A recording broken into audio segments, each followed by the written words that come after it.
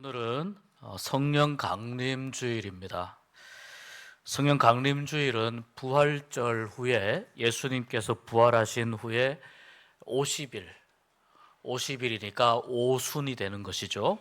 50일이 지났다고 해서 오순절. 그래서 오순절에 성령님이 강림하셨다라고 이야기를 합니다. 부활하신 예수님께서 이 땅에 40일 정도 지내셨습니다.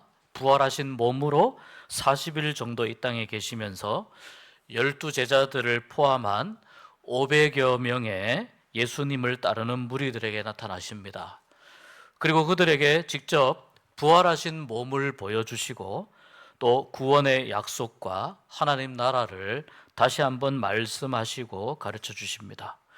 그리고 그 무리들에게 예루살렘을 떠나지 말고 약속하신 성령을 기다리라. 하나님이 약속하신 성령, 예수께서 보내주시기로 약속하신 성령을 기다리라 말씀하시고 예수님은 모든 사람들이 지켜보는 데서 하늘로 올라가십니다. 그리고 그 모습 그대로 다시 이 땅에 내려오시겠다, 그렇게 약속하셨습니다. 예수님께서는 일찍이 십자가의 죽음을 앞두고 십자가의 죽음 훨씬 전에 제자들에게 이미 성령을 보내주겠다고 말씀하신 적이 있습니다.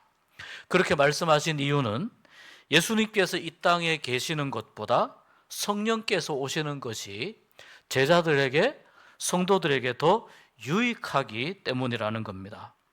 왜냐하면 사람으로 육신이 되어 오신 예수님은 사역을 하는 데에 인간적인 한계를 안고 계실 수밖에 없기 때문입니다. 예수님은 하나님의 아들로서 한계가 없는 분이시지만 육신의 한계 속에 들어오셨기 때문에 인간의 육체 안에 머무셔야 했습니다. 그래서 그 한계의 영향을 안 받을 수는 없었습니다. 죄의 영향을 받지는 않으셨습니다. 그러나 인간으로 오셨기 때문에 육신의 몸으로 가나안 지역, 즉 이 유대 땅 지역에서만 주님이 사역을 하시게 된 것입니다. 성경은 예수님이 왜 육체를 입고 오셨는지에 대해서 갈라디아서 4장 4절에 이렇게 말씀합니다. 때가 참에 하나님이 그 아들을 보내사 여자에게서 나게 하시고 율법 아래에 나게 하셨다, 이렇게 말씀합니다. 그러니까 하나님께서 약속하신 그대로 아들 예수님을 이 땅에 보내실 때 두 가지의 중요한 조건이 있는데요. 하나는 여자에게서 태어나게 하신 것, 또 한 가지는 율법 아래에 나게 하셨다, 율법 밑에 있게 하셨다, 이 말씀이에요. 율법 안에 들어오게 하셨다는 겁니다. 이 말씀은 하나님께서 철저히 사람과 똑같은 상태의 예수님을 보내셨다는 겁니다. 예를 들어서 물에 빠진 사람을 구하기 위해서는 어떻게 합니까? 물론 가까이 있으면은 던져서 이렇게 땡겨 올 수 있습니다만 멀리 있는 경우에 배를 타고 가더라도 사람이 물에 들어가서 물에 빠진 사람을 구해 와야 합니다. 똑같은 논리로 우리 인간들은 육체로 태어났고 우리 인간들은 죄의 영향을 받고 우리 인간들은 율법 아래에 있기 때문에 예수님께서는 인간과 똑같은 상황 안에 들어오셔야만 했다는 겁니다. 우리를 구원하시기 위해서. 그래서 율법 아래에 죄 가운데 있는 우리를 끄집어 당겨서 영혼 가운데로 구원하시기 위해서 율법 아래에 오셨다는 겁니다. 이것을 예수님이 낮아지셨다, 이렇게 이야기합니다. 자기를 비우시고 낮아지셨다, 이렇게 말씀합니다. 그리고 죽음을 이기시고 부활하셔서 육체의 한계, 율법의 한계를 넘어서게 되십니다. 율법이 육체가 더 이상 주님을 가두지 못하게 됩니다. 그리고 부활의 첫 열매로 구원의 온전한 길을 모든 사람들에게로 열어주셨습니다. 그래서 예수님께서 죄 가운데의 율법 아래에 있는 인간들을 구원하기 위해 육체 가운데로 주님이 오신 것입니다. 하여튼 주님은 죽으시기 전에 제자들에게 성령을 보내주시겠다 약속했습니다. 그리고 내가 너희를 떠나고 성령께서 너희에게 오시는 것이 너희에게 훨씬 유익하다 이렇게 말씀했습니다. 요한복음 16장 7절에 보니까 그렇게 말씀합니다. 그러나 내가 너희에게 실상을 말하노니, 사실 그대로를 말하노니 내가 떠나가는 것이 너희에게 유익이라. 내가 떠나가지 아니하면 보혜사가 너희에게로 오시지 아니할 것이요 가면 내가 그를 너희에게로 보내리니. 보혜사는 무엇입니까? 도와주는 분, 이런 뜻이죠. 그래서 파라클레이토스라고 합니다. 옆에서 부름을 받은 분, 옆에서 도와주시는 분, 이런 뜻입니다. 성령께서 우리에게 어떤 부분을 도와주시고, 성령께서 눈에 보이지도 않고 만질 수도 없는데 성령께서 우리에게 임하실 때에 우리에게 어떤 유익이 있을까? 성경은 세 가지로 이야기합니다. 첫 번째는 성령께서 오시면 우리의 눈을 열어주셔서 알게 하십니다. 우리가 모르던 것을 알게 하십니다. 왜 예수님께서 이 땅에 오셨는지 알게 하십니다. 왜 육체로 오셨고, 왜 죽으셨고, 왜 부활하셨는지, 이 모든 것을, 이 구원의 메커니즘을 깨닫게 하시고 알게 하십니다.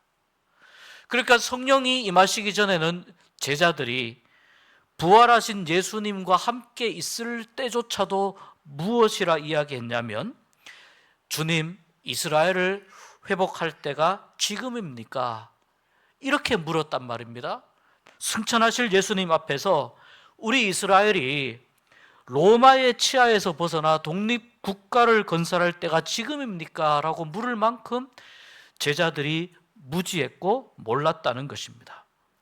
그러니까 제자들은 부활하신 예수님 앞에서도, 승천을 앞두고 있는 예수님 앞에서도 예수님이 이 땅에 오신 이유와 예수님의 죽음과 부활의 참된 의미를 모르고 있었습니다. 예수님이 누구이신지도 아직 확실히 모르고 있었습니다. 그러한 어리석은 제자들이었지만 사도행전 2장에 성령님께서 오시고 성령의 충만함을 받았을 때 예수님에 대해서 비로소 알게 됩니다. 비로소 깨닫게 됩니다. 확신하고 예수님을 전하게 됩니다. 그러니 예수님께서 하신 말씀, 내가 떠나는 것이 너희에게 유익이다, 성령님이 너희에게 오시는 것이 유익이다라는 말이 이렇게 입증이 된 것입니다. 제자들은 성령 충만함을 받고 난 후에 특별히 사도 베드로가 유대인들에게 설교를 했는데 그 내용 가운데에서 잘 알 수 있습니다. 사도행전 2장에 보면은 정말 예수님을 잘 몰랐던 베드로가 성령 충만함을 받고 유대인들의 마음 가운데에 큰 울림이 되는 설교를 합니다. 그들의 마음 가운데에 회개하고 돌아설 그러한 마음이 생기게끔 설교를 합니다. 그래서 베드로의 설교를 들은 유대인들이 마음에 찔려서 형제들아 우리가 어찌할꼬, 형제들아 우리가 어찌할꼬 하면서 베드로와 사도들에게 구원의 길을 물어볼 만큼 베드로가 성령 충만했다는 것입니다. 그렇기 때문에 성령 충만하면, 성령께서 우리에게 오시면 우리는 믿음에 대해서, 신앙에 대해서, 예수님에 대해서, 영적인 세계에 대해서 잘 몰랐던 것들을 분명히 깨닫고 알게 됩니다. 이것이 성령님이 우리에게 오셨을 때 주시는 첫 번째 유익입니다. 두 번째 유익은요, 앞에서 언급했지만요, 예수님께서는 육체로 오셨습니다. 처음 오실 때 사람의 몸을 입고 오셨기 때문에 사역에 당연히 제한이 있을 수밖에 없었습니다. 예수님도 배가 고팠습니다. 그러한 육신의 어떤 제한을 받을 수밖에 없었습니다. 그러나 성령은 육체로 오시는 것이 아닙니다. 성령은 영으로 임하시기 때문에 제자들뿐만 아니라 모든 믿는 자들과 시간, 공간의 제약을 받지 아니하시고 동행하시며 역사하실 수가 있습니다. 그렇기 때문에 2000년 전 마가다락방에 오신 그 성령과 오늘 이 자리에 임하시는 성령님이 동일하신 성령님인 줄 믿습니다. 우리 교회에서 역사하시는 성령님과 아프리카의 남아프리카 공화국, 캄보디아, 필리핀에서 역사하시는 성령님이 동일하신 성령님이신 줄 믿습니다. 여러분 한 사람 한 사람 마음 가운데 임하셔서 주님을 알게 하시고 깨닫게 하시고 믿음의 크고 놀라운 비밀을 깨닫게 하시는 그 성령님이 우리는 다르지만 역사하시는 성령님은 동일하신 줄 믿습니다. 성령님이 오셔서 우리에게 유익한 점 세 번째는 예수님께서 이루신 이 구속의 사역을 이루고 적용하고 완성시켜 가시는 분이 바로 성령 하나님이시고, 이것은 예수님이 승천하셔야만 가능하기 때문에 반드시 성령 강림이 이루어져야 한다는 겁니다. 그래서 여러분, 성령을 하나님의 영, 진리의 영이라고 부르기도 하지만 예수의 영, 아들의 영이라고 부르는 이유가 바로 그것입니다. 그래서 갈라디아서 4장에서 아들의 영을 너희에게 주셨으니 하나님을 아빠, 아버지라 부르게 하셨느니라 말씀하시는 겁니다. 파라클레이토스, 위로자, 상담자, 중보자, 돕는 자, 이런 의미가 있는 이 파라클레이토스, 즉 우리를 도와주시는 성령님은 우리에게 임하셔서 우리가 진리를 깨닫도록 알도록 도와주시고, 예수님이 누구이신지 알게 도와주시고, 우리 각자가 가진 사명이 무엇인지 그것을 알도록 도와주십니다. 우리가 어두운 밤길을 걸어가는 것처럼 불빛 하나 없이 우리의 인생길을 걸어갈 때에 어떤 길로 가야 할 것인지, 어디로 가면은 돌뿌리에 채여서 넘어지지 않는지, 어디로 가면은 낭떠러지에 떨어지지 않는지 우리가 가야 할 길을 밝히 인도해 주시는 분도 성령님이신 줄 믿습니다. 제자들과 120여 명의 성도들이 예루살렘을 떠나지 않고 마가의 다락방에 모여서 예수님이 말씀하신, 약속하신 그 성령께서 임하기를 간절히 찬송하며 기도하였습니다. 그리고 부활 후에 50일이 지난 이 오순절이 되었을 때 성령께서 임하시고 강력하게 역사하십니다. 마가의 다락방에 모여 찬송하고 기도하던 주의 제자들이 모두가 다 뜨거운 성령을 체험합니다.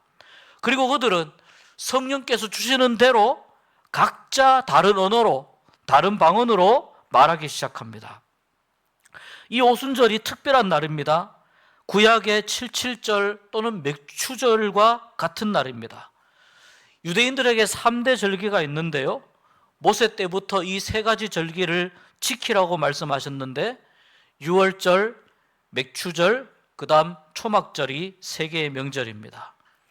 유월절은 우리 하나님께서 그 10개의 재앙 중에 장자 죽음의 재앙을 극복하고 이집트를 탈출한 것을 기념하는 절기이고요, 수장절은 우리나라로 치면 추수감사절과 같습니다. 수장절 또는 초막절은 1년 동안 지은 농사를 다 마치고 거두어들인 곡식을 저장하면서 하나님께 감사하는 절기가 초막절, 수장절입니다. 그리고 77절, 맥추절 또는 오순절, 이 절기는요, 곡식의 첫 열매를 거둔 것을 감사하는 절기입니다. 밀이나 보리를 추수한 후에 하나님께 첫 열매를 드리기 때문에요, 77절, 맥추절이라고 부르기도 하지만 또 처음 열매라고 해서 초실절이라고 부르기도 합니다. 그런데 유월절, 수장절, 맥추절, 이 세 개의 절기는 모든 백성들이 다 하나님 앞으로 나오게끔 하나님이 명령하셨습니다. 그렇기 때문에 유대인들은 외국에서 살고 있어도 하나님이 계시는 그 상징적인 장소, 바로 성전이 있는 예루살렘으로 다 모이게 되었습니다. 그러니까 이 오순절, 바로 77절에도 이 예루살렘에는 전국에서 온 유대인들 뿐만 아니라 전 세계, 지중해에 흩어져 있는 구브로, 구레넷, 리비아, 이집트 등에서 온 유대인들이 예루살렘에 가득 차게 됩니다. 그들은 유대인들이기 때문에 히브리어를 사용하지만요, 또 동시에 자기들이 살고 있었던 그 나라의 언어도 같이 사용하고 있었습니다. 이 언어들, 이 방언, 그러니까 성령 강림을 받은 제자들이 성령님이 주시는 대로 그 각 나라의 언어로, 방언으로 말을 하니까 그 지역에서 온 저마다의 사는 나라의 언어로 말하는 것을 들은 그 유대인들이 저 말은 내가 사는 나라에서 하는 말인데 라고 생각하면서 도대체 이것이 무슨 일인가 라고 놀라고 신기해할 수밖에 없었다는 것입니다. 이것이 사도행전 2장에 잘 나옵니다. 이 소리가 나매 6절부터 12절에 보니까 큰 무리가 각각 자기의 방언으로 제자들이 말하는 것을 듣고 소동하여 다 놀라 신기하게 여겨서 이러는데, 보라, 이 말하는 사람들이 다 갈릴리 사람이 아니냐? 다시 말하자면 갈릴리 사투리를 쓰는 갈릴리 촌뜨기들이 아니냐, 이 말입니다. 우리는 바데인, 메데인, 엘라민, 메소포타미아, 유대, 갑바도기아, 본도, 아시아, 부르기아, 밤빌리아, 애굽과 구레네에 가까운 리비아, 그리고 여러 지방과 로마에서 온 우리 사람들, 우리 유대인들이 듣기에 도대체 저 사람들이 하는 저 말은 전부 우리가 사는 나라에서 하는 이 말인데 어떻게 이렇게 우리가 사는 그 언어를 사람들이 이렇게 말할 수 있느냐라고 하면서 이것은 하나님이 하시는 일이다라고 심히 놀라고 당황해 하였다. 사도행전 2장 6절에서 12절에 말씀하고 있습니다.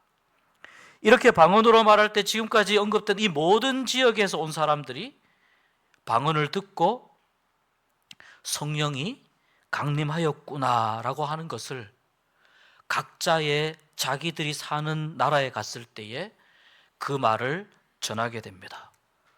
그래서 성령 강림했다는 이 사건은 세계적인 사건이 됩니다.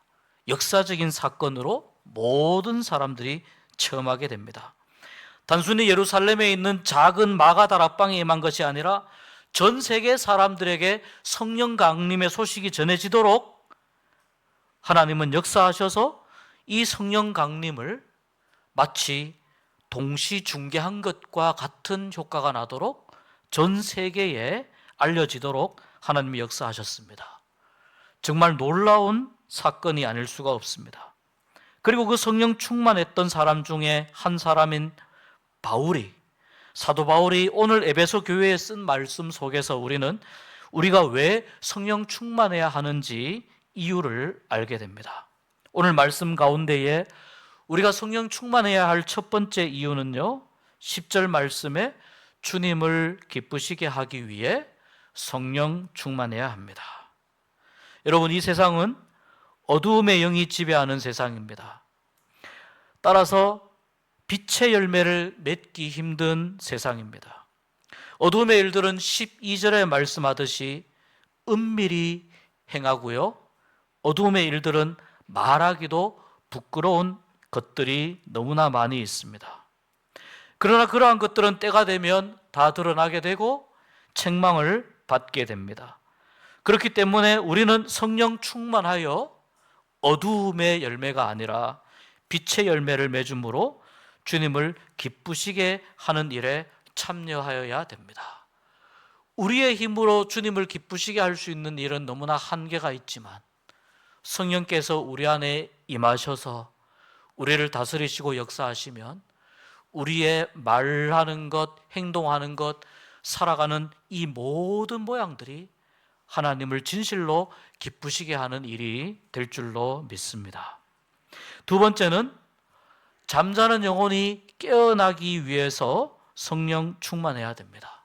오늘 말씀 5장 14절 가운데에 이렇게 말씀하고 있는데요, 우리 같이 한번 읽어보겠습니다. 그러므로 이르시기를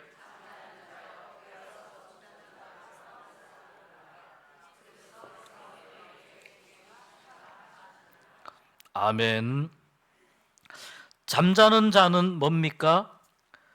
성령 충만은 예수님께서 우리에게 밝히 비추어 주시는 것을 의미합니다. 예수님을 우리에게 분명하게 밝게 맑게 알려주시는 것과 같습니다.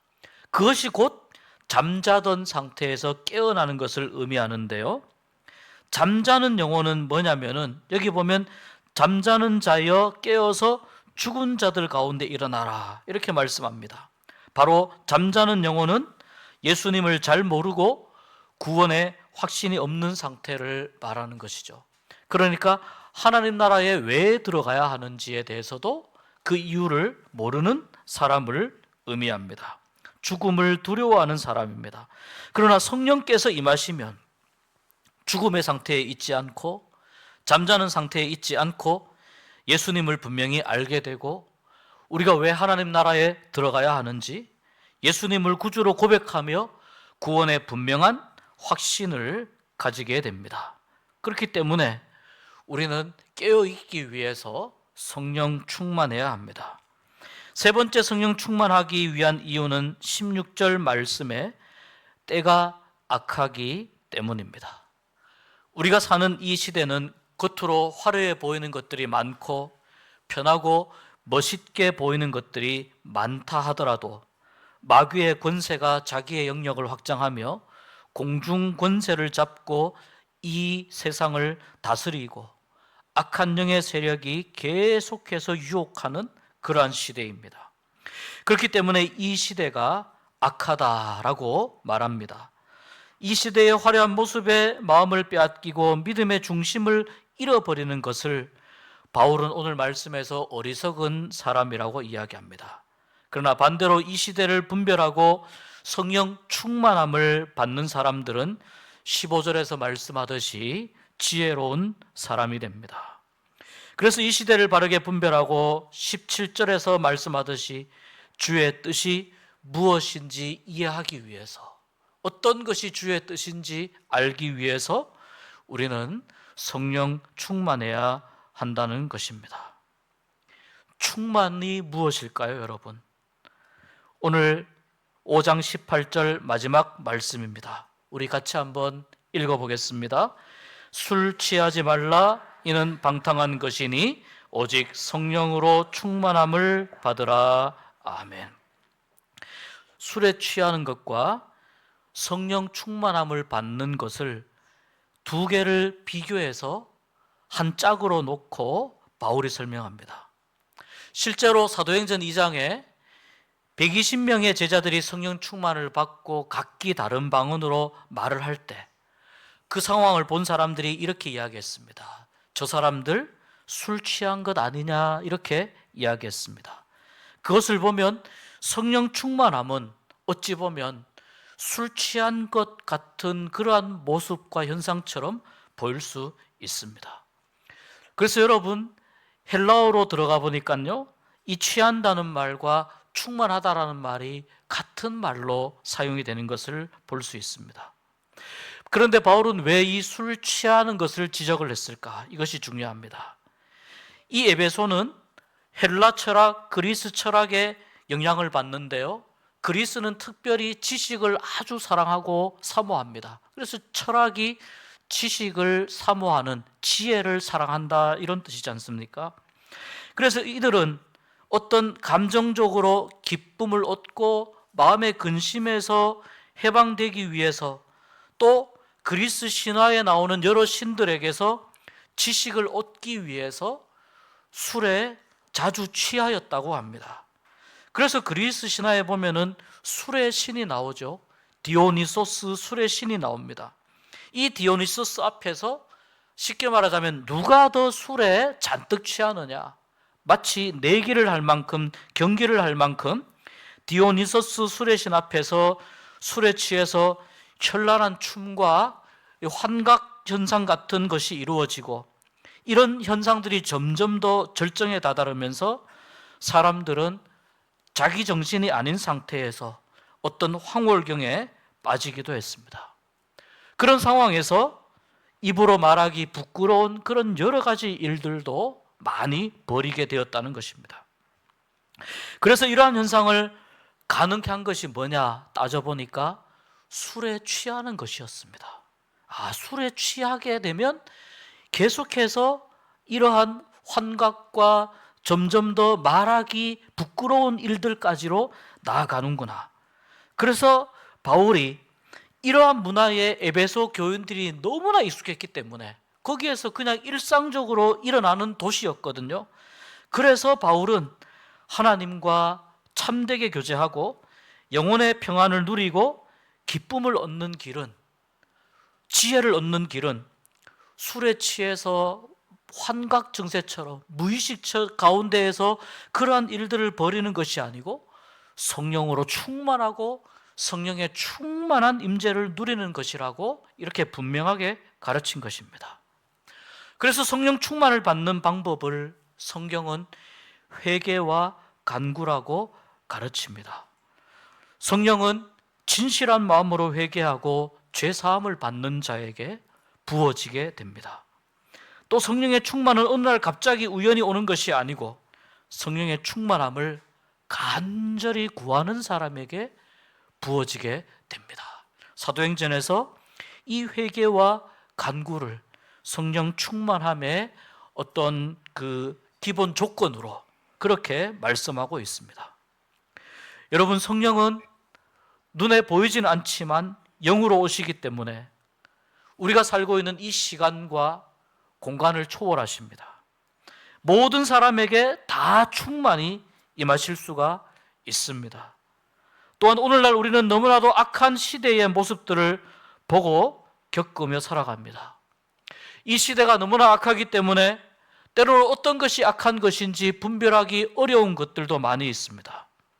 그래서 이 시대를 지혜롭게 살기 위해서, 빛의 자녀로 살기 위해서, 주님을 온전히 따르기 위해서, 주님을 기쁘게 하기 위해서 구원의 감격과 은총을 충만히 누리고 하나님 나라를 사모하는 인생으로 살아가기 위해서 우리는 성령 충만함을 받기를 간절히 소망해야 될 줄 믿습니다. 간구하는 자에게 하나님께서 성령으로 충만하게 임하여 주실 줄 믿습니다. 오늘 성령 강림절에 다시 한번 우리의 마음을 깨끗하게 정화시키시고 간절한 마음을 허락하시어 여러분 모두가 성령 충만함의 은혜를 다시 한번 누림으로 이 시대를 이기고 하나님을 온전히 기쁘시게 하는 하나님 나라의 소망을 품고 성령의 빛으로 지혜롭게 은혜롭게 주님이 주시는 복과 능력을 누리면서 살아가실 수 있는 여러분 되기를 주의 이름으로 축복합니다.